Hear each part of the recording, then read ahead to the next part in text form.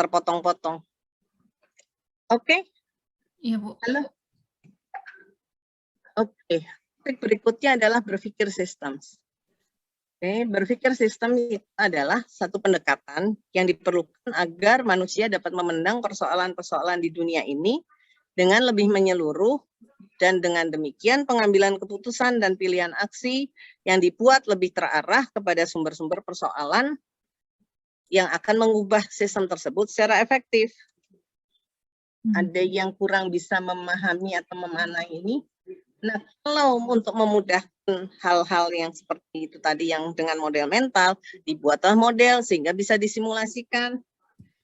Ini Pak Reki nggak ikut ya? Nggak hadir ya? Oke. Baik. Nah, mungkin karena ini sudah lama, kita nggak harus lihat lagi si YouTube-nya. Dan saya sudah minta ini yang YouTube yang tentang Sufi itu kalau ngelihat gajah dengan dia ada ininya, kalau pegang karpetnya dia dibilang dia adalah karpetnya, kemudian dan manifestasi, sehingga ya efek-efek itu non-linear, dan dalam kasus cinta di situ kan banyak boundary-nya. Ini rangkuman dari video itu, tapi kalau ada yang masih paham hal itu, ya silahkan nanti kita bisa bahas. Jadi solusi sistemiknya adalah tadi, kalau kita mau berpikir sistem, cara melatihnya kita meluangkan waktu untuk memahami sistem, bisa buka YouTube, bisa coba memahami kenapa orang, Mbak Bonita itu kenapa sih bandel gini, mungkin pasti dia punya alasan kenapa bandel, hal-hal seperti itu. Terus utamakan kualitas daripada kuantitas, kemudian akui kesalahan dan terus belajar. Ini yang nggak mudah, karena paling susah itu kalau kita nggak merasa salah. Iya, benar. Nggak akan, nah itu terus berupaya mencapai kebaikan secara menyeluruh. Jadi jangan hanya tambal sulam, yang penting kan beres dulu lah ini. Nah itu yang sering saya lakukan, makanya suka ditegur sama Pak Tasrif. Kayak kemarin ini, ya sudahlah Pak, toh pembimbingnya sudah setuju. Kalau Pak Tasrif kan maunya kesempurnaan ya, artinya ya kalau masih bisa diupayakan, kalau tidak, itulah hal-hal. Gunakan wisdom untuk memahami sistem yang kompleks.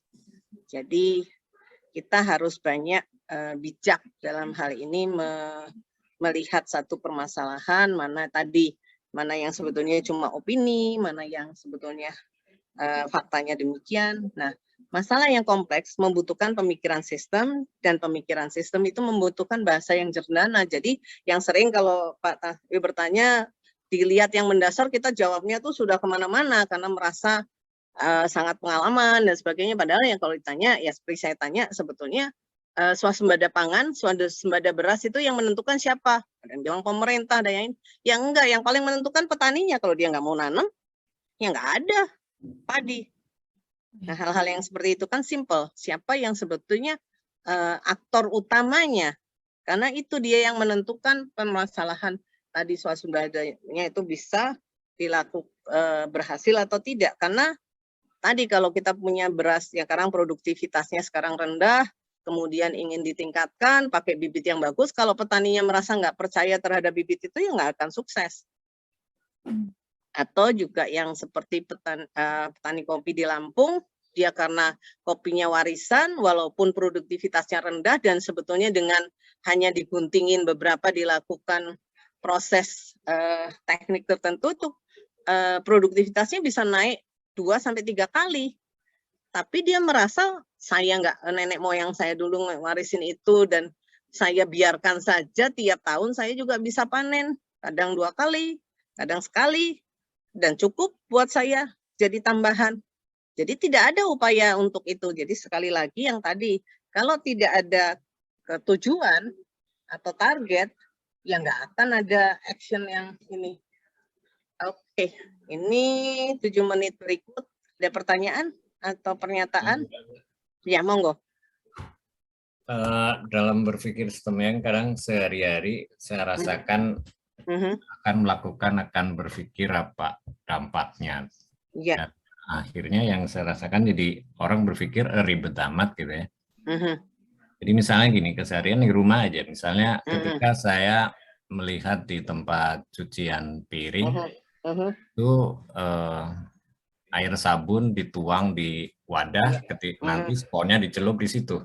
Iya, Nah, itu saya larang kalau di sini. Nah, itu kan akan mubadir. Jadi terlalu banyak sabunnya, jadi pada saat sponnya itu selalu banyak sehingga terlihat mencuci piring terlalu banyak sabun, terlalu licin, efeknya membersihkannya terlalu lama. Di sisi lain, ada kotoran yang masuk situ, sisanya jadi bau. Dan bau. Nah, dan jadi bau. Bau itu kuman. Oleh karena itu saya bikin pakai pompa. Iya. Jadi sponnya di dispenser itu, dispenser sabun. Dari dispenser sabun.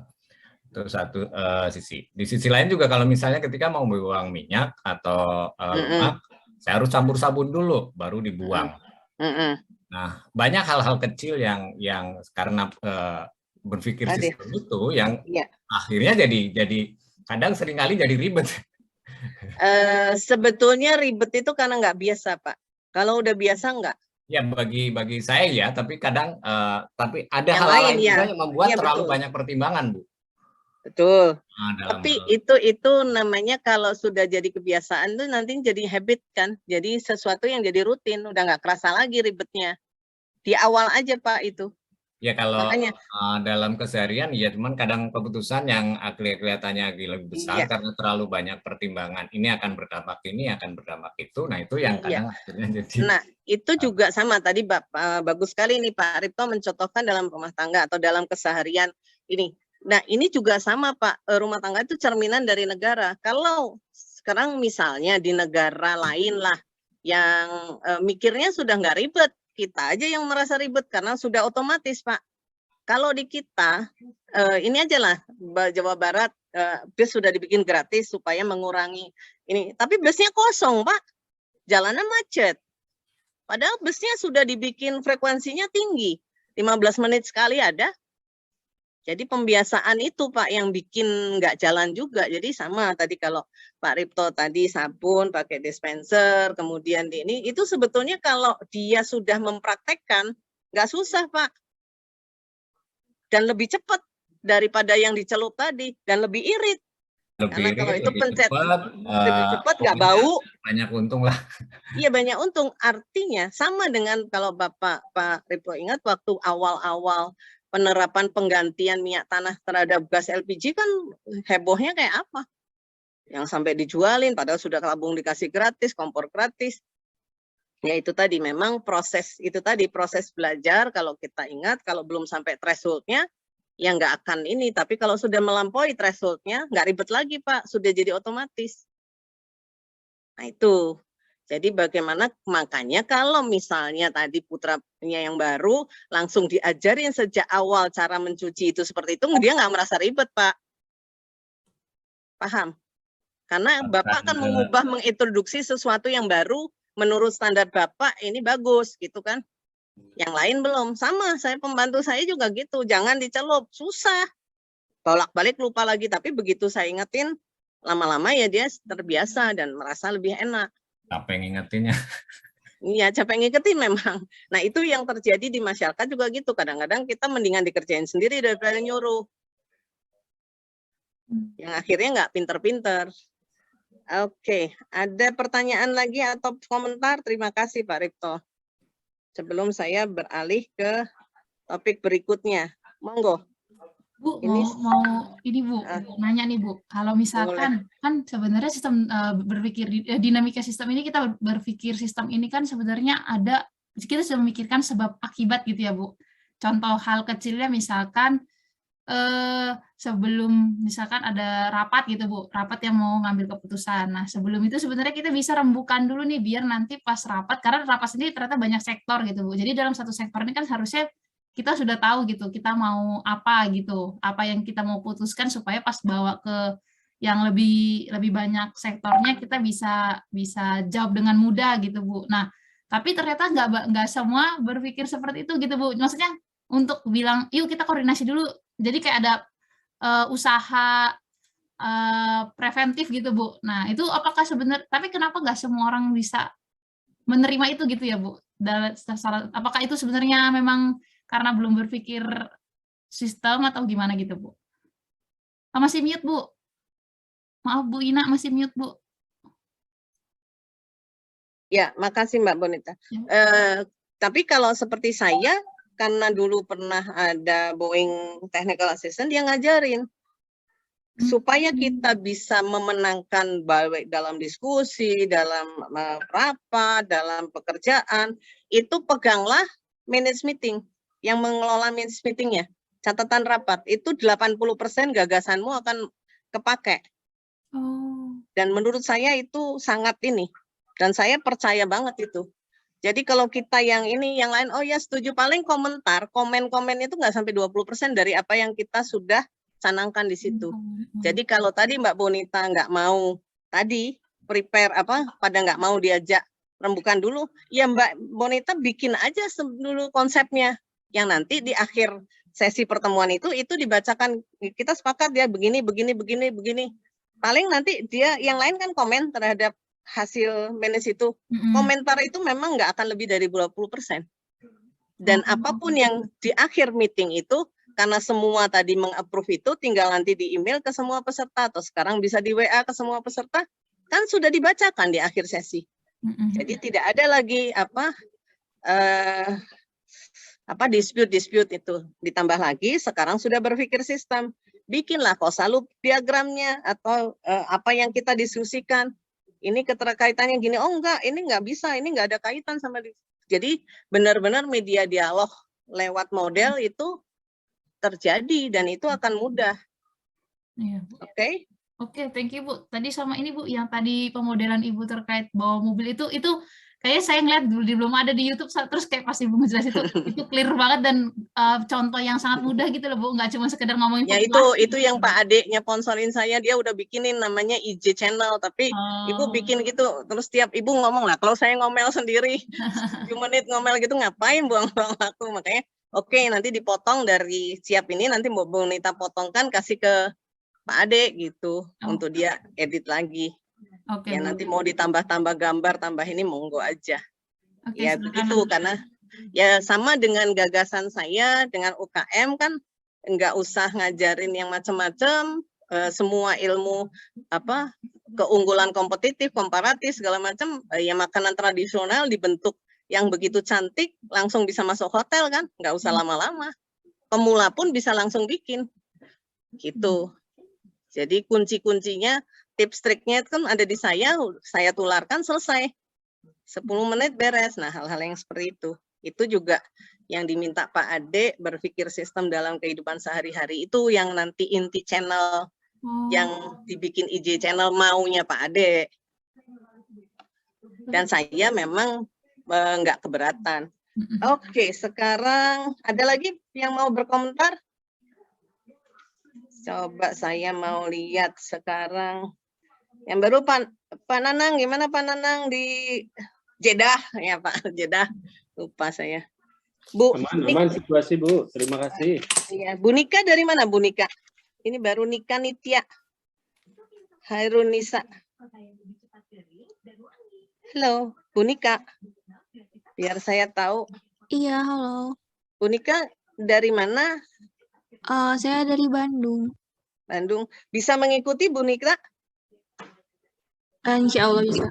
Enggak, kalau enggak bilang, karena saya lihat yang lain itu kan peserta yang sudah puluhan kali ya. Jadi cara saya kan pasti berbeda. Kalaupun saya harus mengulang pun enggak apa-apa. Yang lama juga saya selalu dengan gaya yang berbeda. Jadi enggak bikin bosan mestinya, maunya saya. Persepsi saya gitu, tapi penerimaan kan bisa beda. Mbak Sahra dari mana Mbak Sahra? Alin Alsena? Dari Unpar, Ibu. Baru ikut? Iya, Ibu. Tapi bisa mengikuti? Bisa, Bu.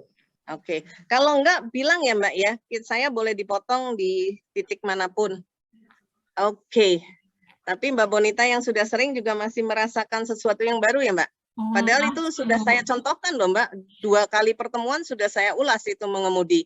Cuman saya ungkap dengan gaya yang berbeda, tapi pakai foto, pakai ini.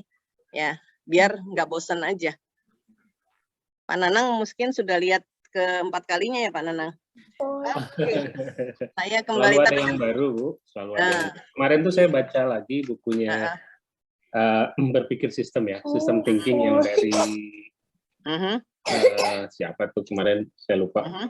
Nah, jadi memang seperti yang Bu Ina tadi sampaikan bahwa dengan sistem thinking dengan menggambarkan lah misalnya fenomena sama strukturnya itu membantu untuk diskusi lebih lanjut gitu. Jadi kalau misalnya Iya. tadi ceritanya misalnya kita ada perbedaan pemikiran lah gitu ya, sudut pandang dalam hal rapat, dalam hal lain-lain. Justru dengan menggambarkan strukturnya itu memudahkan kita untuk berdialog. Ini loh asumsi saya, begini loh cara berpikir saya. Itu membuka dialog gitu sehingga orang mau juga berdiskusi. Oh, kalau saya berpikirnya justru dari sudut pandang ini gitu. Iya. Sehingga model itu bisa jadi lebih baik karena kan pada akhirnya model kita itu bukan model yang benar dalam tanda kutip gitu ya. Karena kan all models are wrong kan begitu ya. Iya, all model are wrong katanya. Jadi kan bisa jadi masukan juga untuk kita menyempurnakan gitu cara berpikir kita atau model kita.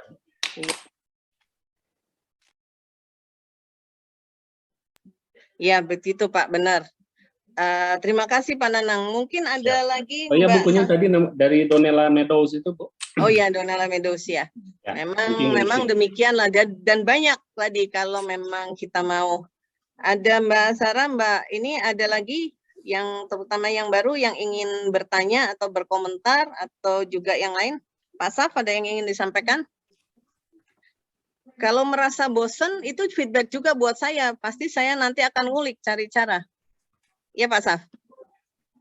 Saya di jalan, Bu. Masih di jalan. Oke, nggak apa-apa Pak Saf. Baik, terima kasih. Sambil dengar. Luar Ya. biasa.